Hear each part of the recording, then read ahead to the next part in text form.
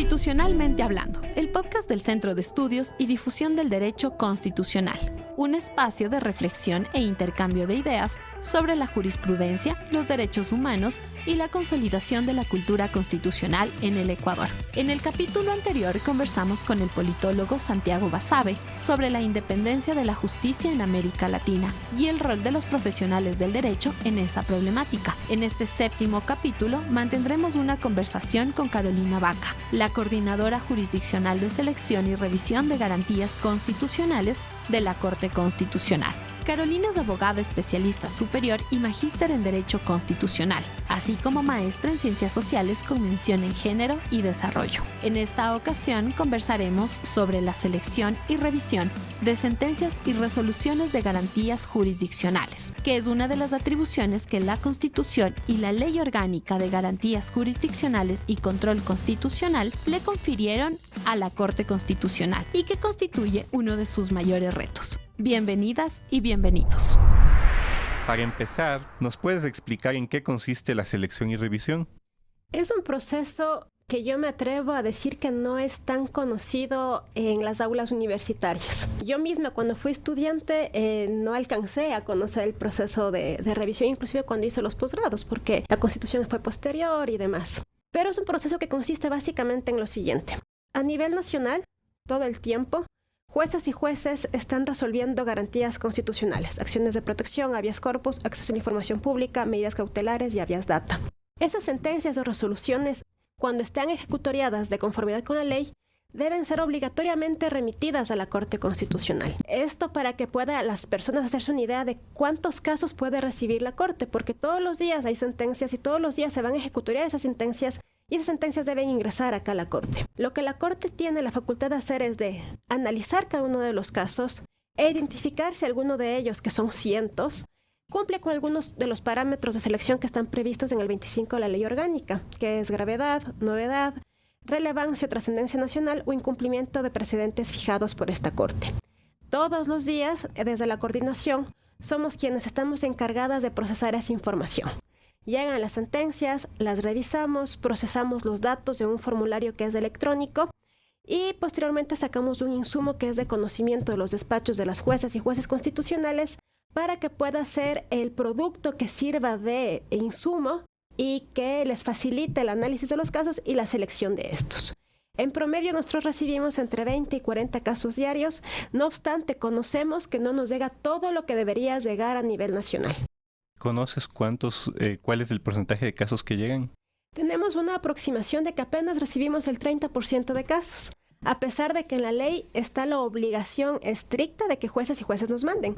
Pero hemos identificado que no siempre se cumple esta obligación. Esto puede ser una falla normativa respecto a que no existe un método coercitivo para que nos manden, o puede responder también a carga operativa de los jueces o cualquier otra condición que hace que no nos manden. Pero siendo sinceros y honestos también, si es que recibimos todos los casos, operativamente va a ser un reto para la Corte.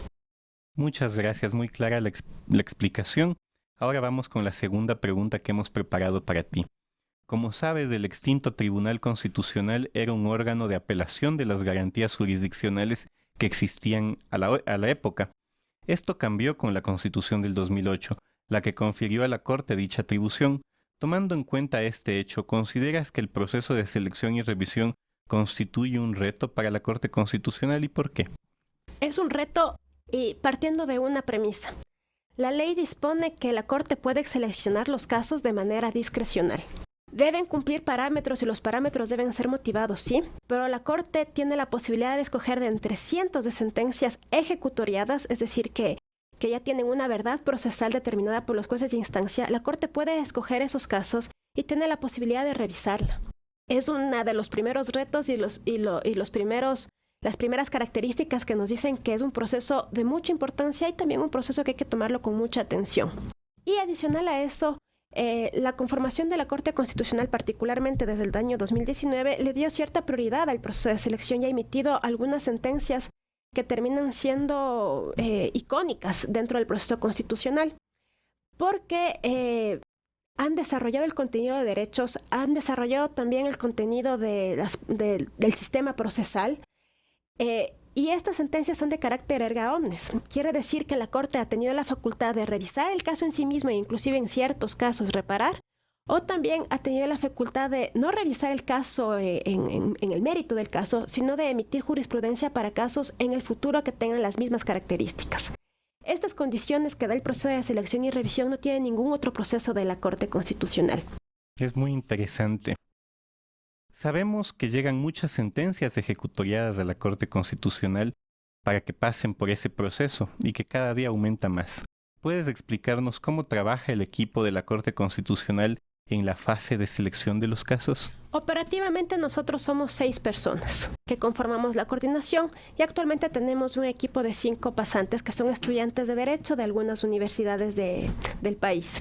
Cada que ingresa un caso, son los pasantes quienes nos facilitan o nos apoyan en el ingreso de información bajo la supervisión de una de las abogadas de la coordinación. Esta información es ingresada en un formulario que es de acceso al público en ciertos datos y otros datos sirven de insumo interno de la Corte Constitucional.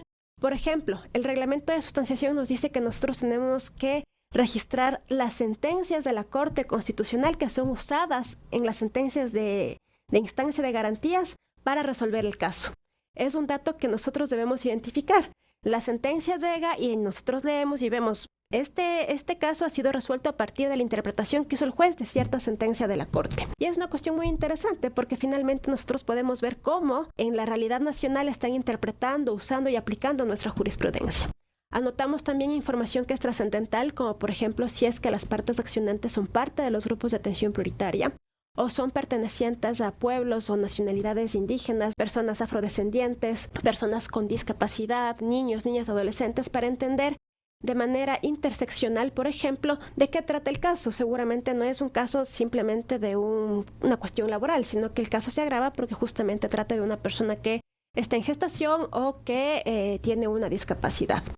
Esa información es ingresada en este formulario.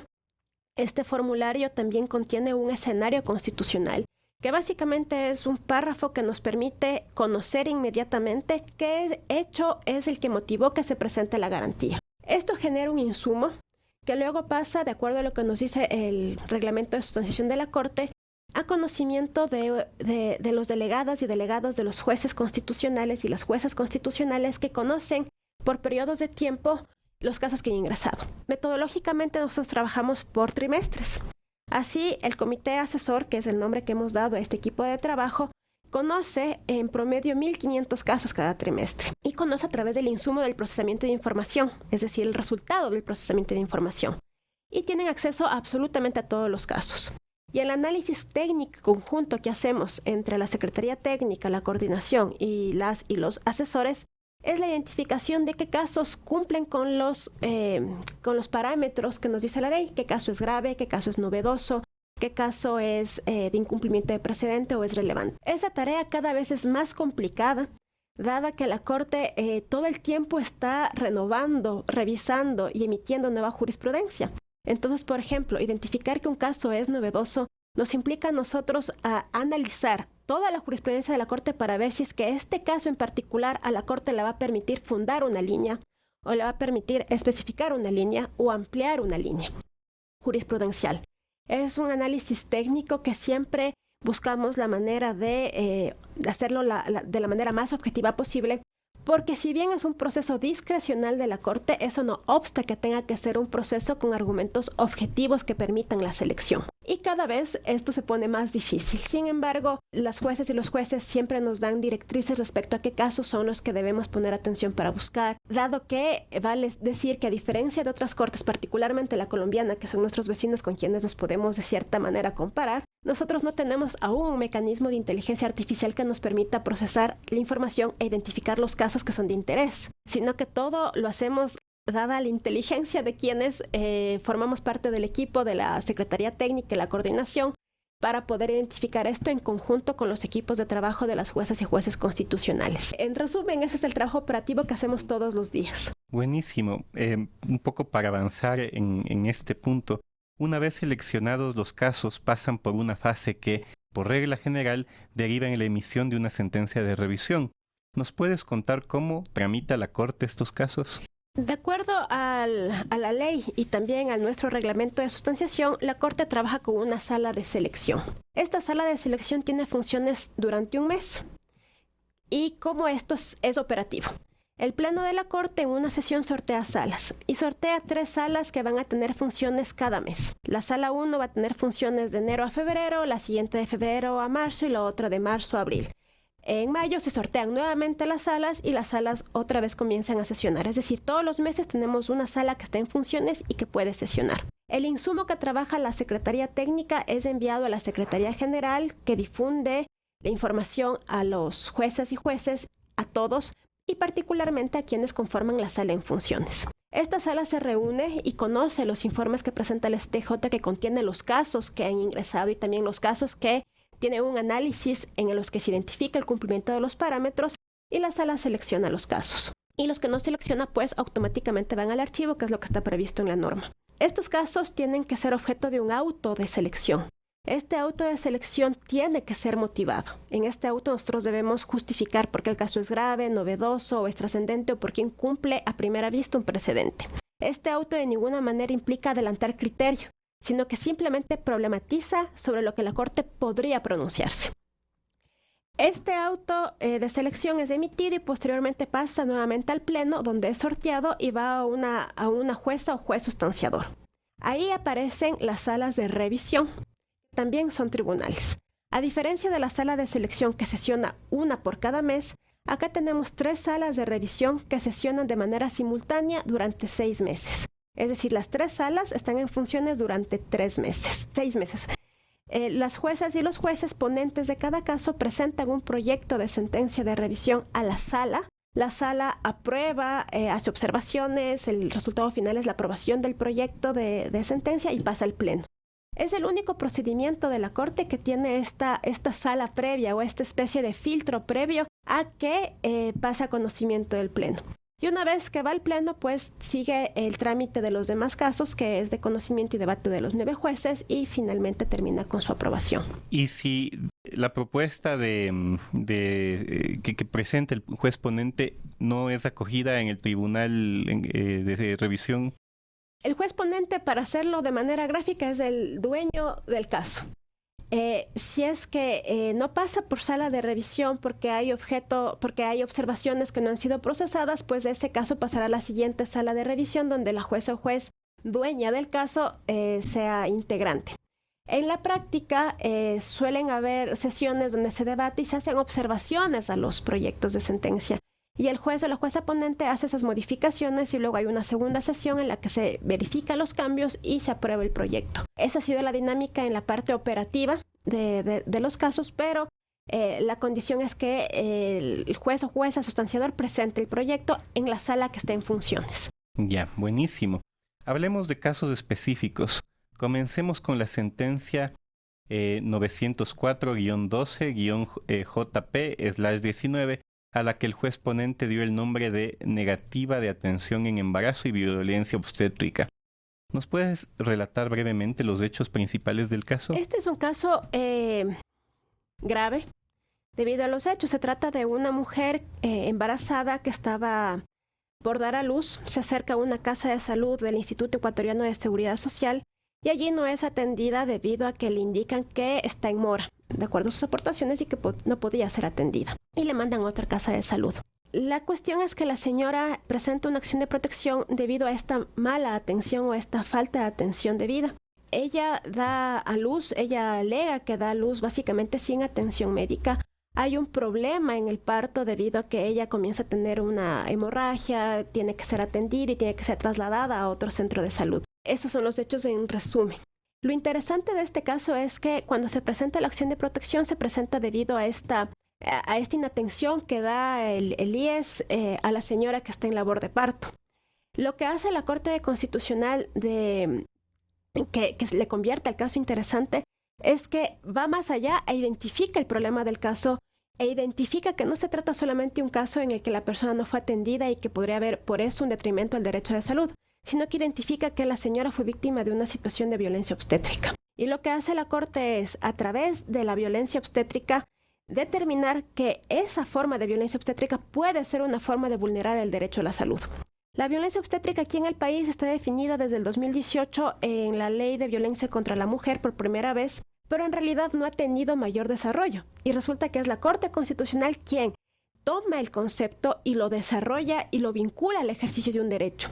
Y es por eso que en esta sentencia, que si bien fue aceptada en instancia, la Corte ratifica la decisión de los jueces, y lo que hace la Corte es, como fue una de las primeras sentencias que emitió la Corte cuando iniciaron con formación del 2019, comienza a dar los primeros pasos respecto a dictar una sentencia que tenga los efectos más allá de quién es la víctima.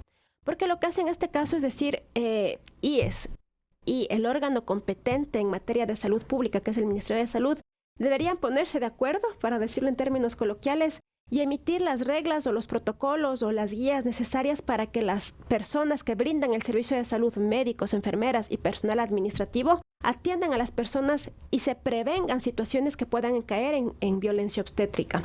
La violencia obstétrica es un problema particularmente en América Latina, donde las mujeres gestamos, damos a luz a los hijos, y resulta que el servicio público que se recibe no responde a la garantía de derechos de la madre y del niño.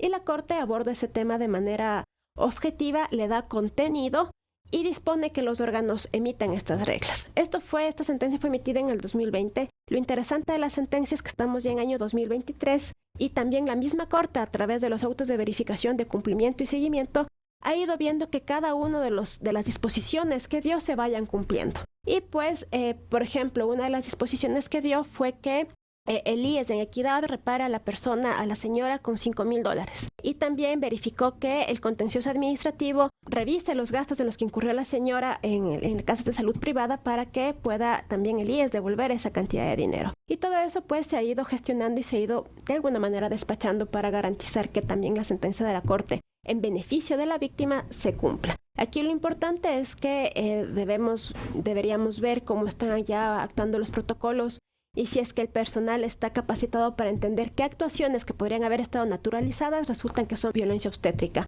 y que el servicio público es un derecho de las personas. Como una recapitulación súper rápida, ¿recuerdas los argumentos que sustentaron la selección del caso? Aquí hay una cuestión interesante. Este es un caso seleccionado años atrás, hace más de 10 años ahora. Si las personas ingresan a la ficha del caso y ven el auto de selección, en el auto de selección simplemente se manifiesta que el caso cumple con los criterios del 25 de la ley y se selecciona. Y hay un problema, porque la ley te dice que tienes que explicar los parámetros.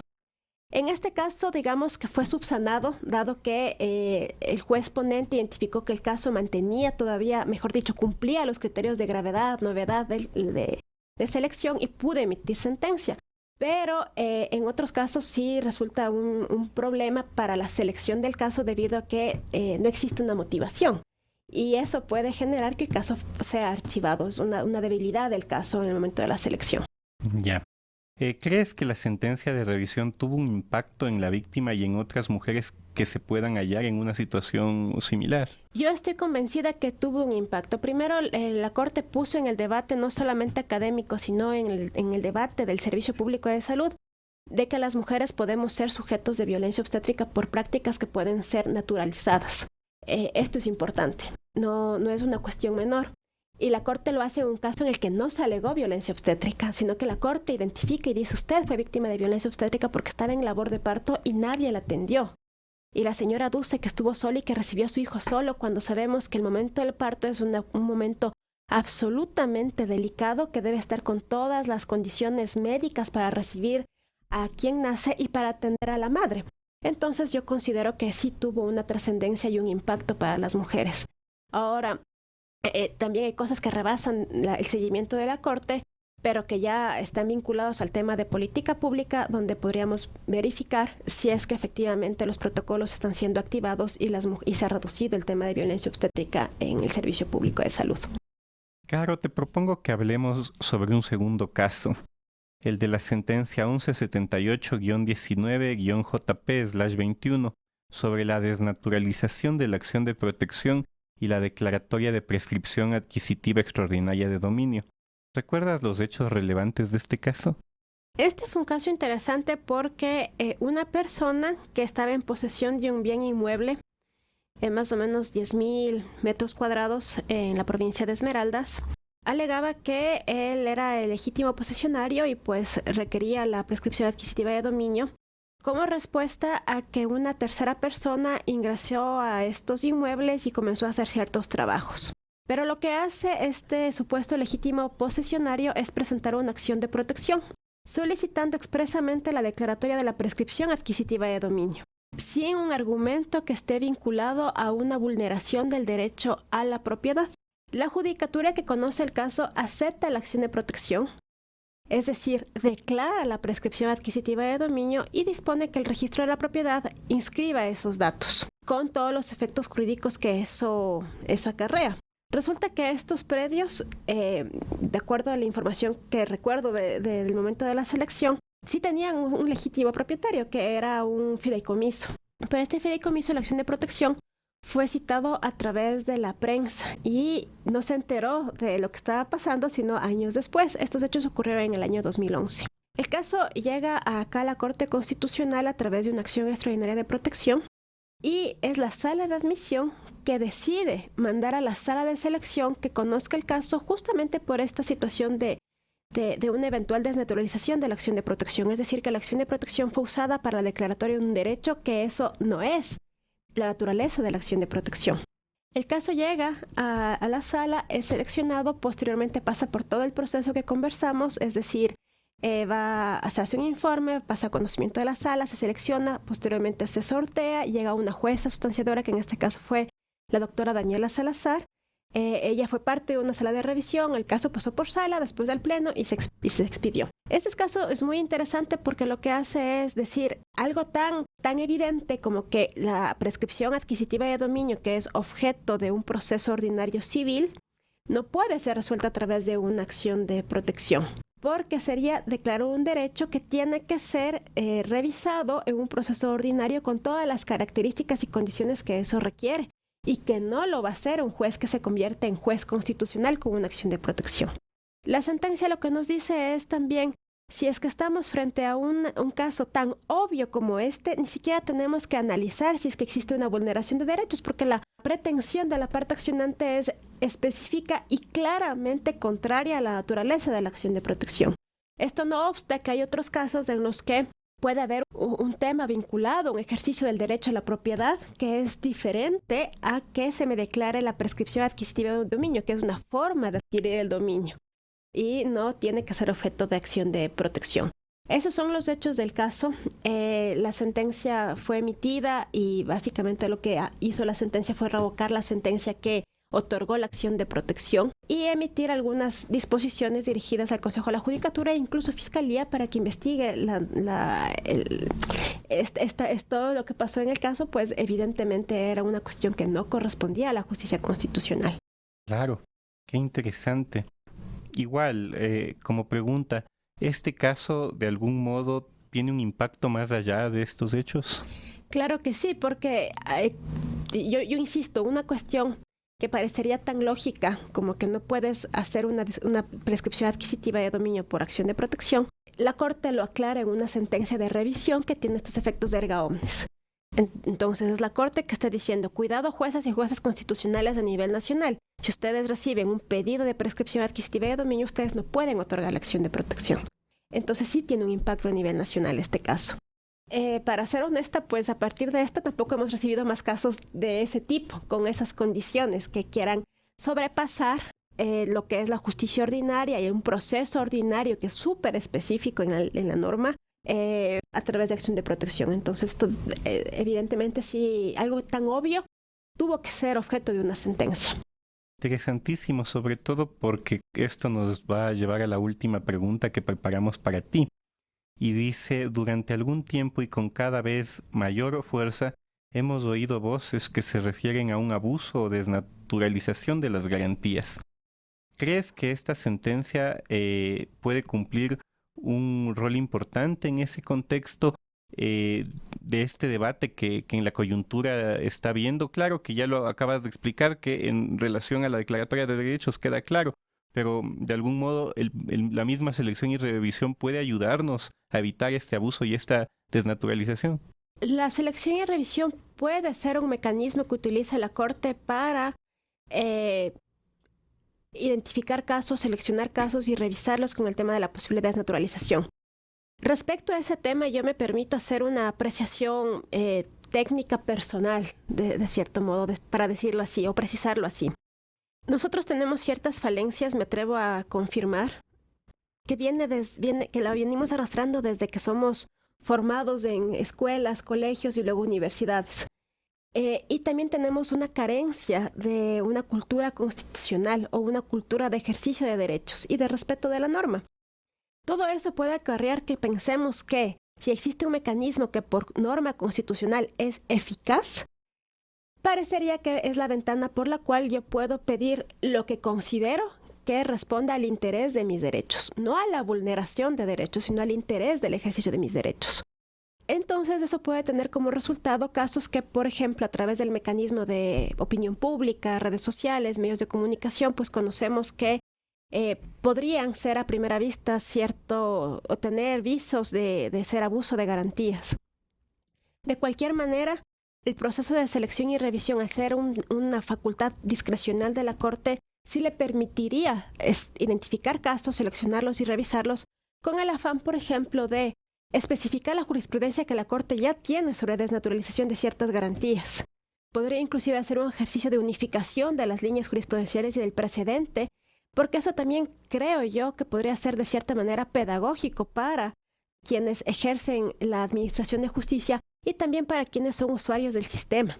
A pesar de que en la ley existe prevista la posibilidad de activar el abuso de derecho para que tenga las consecuencias que la misma norma prevé, no es un mecanismo pues que lo tenemos de tan fácil activación, ni es un mecanismo que naturalmente los jueces lo piensan, y tampoco termina siendo un mecanismo coercitivo para que los usuarios no abusen de las garantías. Esto es peligroso porque un sistema que fue pensado para proteger estrictamente derechos aparentemente tiene una ventana o un mecanismo ad hoc para que se pueda manejar otro tipo de intereses. Y no solamente en casos mediáticos o en casos que sobrepasan la opinión pública, porque como este mismo. Exactamente como que no tuvo un tema de prioridad o protagonismo en la opinión pública, pero que era evidentemente una desnaturalización que requería un correctivo de la Corte Constitucional, y para eso está diseñado el mecanismo. La Corte puede aplicar correctivos. Podríamos decir que eso entonces es lo que justifica este sistema, porque yo recuerdo que en 2008, cuando se discutía la Constitución, quizá desde una visión un poco más tradicional, había un poco de miedo que se perjudique la cosa juzgada, ¿no? Y decían, aquí hay un mecanismo discrecional donde la Corte puede abrir temas ya resueltos y que generaron certeza en ese sentido. Exactamente, y hasta ahora yo me he encontrado con opiniones en redes sociales que critican el proceso diciendo, pero está metiendo a revisar algo que ya fue juzgado por un juez que se convirtió en juez constitucional y por una certeza que es ejecutoriada y que tiene ya una verdad procesal. Entonces aquí yo puedo hacer una precisión. Efectivamente es discrecional de la Corte, y es tan discrecional que aquí no aparecen las partes procesales para decir, oiga, seleccione mi caso, y la Corte tenga la obligación de procesar ese pedido o esa demanda. Pero la misma ley y la misma Corte, a través de su jurisprudencia, se ha puesto ciertos candados para objetivizar esa discrecionalidad o esa facultad que tiene. La ley nos da 40 días para revisar los casos, para revisar el fondo del caso. Pero también tenemos una sentencia en la que la Corte dice, si es que vemos que la vulneración de derechos persiste y es un caso que debería ser reparado, podemos entrar a revisar el caso de fondo. Y ha habido otros casos, por ejemplo, en los que la Corte Constitucional ha emitido sentencia de revisión sin entrar a revisar el fondo del caso, sino que más bien, a partir de los problemas jurídicos, ha dictaminado reglas para casos que vengan al futuro. Entonces la Corte ha encontrado un mecanismo para hacer objetivo esto y tiene candados propios para no hacerlo tan, no discrecional, sino arbitrario, que sería gravísimo. La Corte tiene la facultad, pero tiene estos límites impuestos por sí misma también para poder revisar los casos. Y aquí es interesante porque si un caso llega acá a revisión y que no fue, por ejemplo, reparada a la víctima y la perpetuación de derechos se prolongó en el tiempo, pues la Corte es el órgano que puede revisar y reparar esa situación, reparar integralmente esa situación. Y o si no, pues fijar los mecanismos para que eso no vuelva a ocurrir o para que los jueces sepan qué hacer frente a un caso determinado. Hay más de 56 sentencias que la Corte ha emitido que nos da un abundante material de estudio, de análisis y de ejercicio profesional para quienes litigan. Caro, ha sido una gran conversación para poder entender esta facultad que tiene la Corte Constitucional y que además creo yo que además de que constituye su reto principal porque es la facultad que le caracteriza como una alta corte que fomenta una cultura del precedente y que puede corregir problemas estructurales a través de su jurisprudencia. Así que te agradezco mucho por habernos explicado esto. A las personas que nos siguen y que nos escuchan, un saludo y una invitación a seguir pendientes del podcast Constitucionalmente Hablando. Muchas gracias. Gracias.